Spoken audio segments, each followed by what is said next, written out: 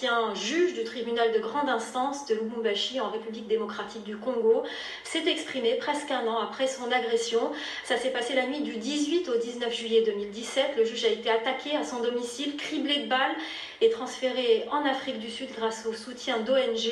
Aujourd'hui, il accuse le pouvoir d'avoir commandité son assassinat. Pour lui, c'est son refus de lire un jugement préécrit dans l'affaire Katumbi qui lui a coûté cher. Moïse Katumbi, l'un des grands rivaux politiques du président Kabila. Je vous propose de découvrir ce témoignage exclusif au micro de Caroline Dumais et Stéphane Kersens. Il a passé 10 mois dans cet hôpital de Johannesburg et il a miraculeusement survécu à ses blessures. Maintenant qu'il a rejoint sa famille, le juge Mbouyi n'a qu'une hâte, raconter ce qu'il s'est passé en juillet 2017. C'est dans la nuit du 18 au 19, ma parcelle était envahie des militaires. Ces militaires sont venus de la garde républicaine. Ça, il faut vraiment bien les retenir et les souligner. Le groupe qui était dehors a donné l'ordre à Lingala, mais en tous autres sans quantité, Bobete Massassi. Ces messieurs ne respectent pas les chefs, tirez sur lui. Tant de dire pardon, on avait déjà ouvert le feu sur moi. C'était toute une fusillade là.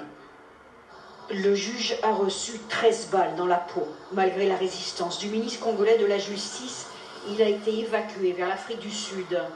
Le dernier procès de sa carrière aurait été celui de l'opposant congolais Moïse Katumbi. La grande préoccupation pour tout le monde était de savoir quel lien j'avais avec M. Moïse Katumbi. Et c'était la veille de l'audience. J'ai dit qu'on ne va pas se laisser influencer. Nous allons dire la vérité. Est-ce pour cela qu'il a été attaqué? Le juge Mbouyi voudrait bien que justice soit faite sur ces assaillants qui n'ont pas été inquiétés. Les pistes sont claires. Les assaillants sont venus de la présidence. L'ensemble de ces éléments-là constitue ce qu'on dit un droit de présomption irréfragable pour déterminer qui est l'auteur de cette infraction. C'est les pouvoirs. Qui incarne les pouvoirs aujourd'hui chez nous au Congo? On ne doit pas porter les gants, on ne doit pas tourner autour du pot pour dire que c'est le président Kabila. Le juge rêve de rentrer chez lui à Lubumbashi, mais il craint pour sa sécurité.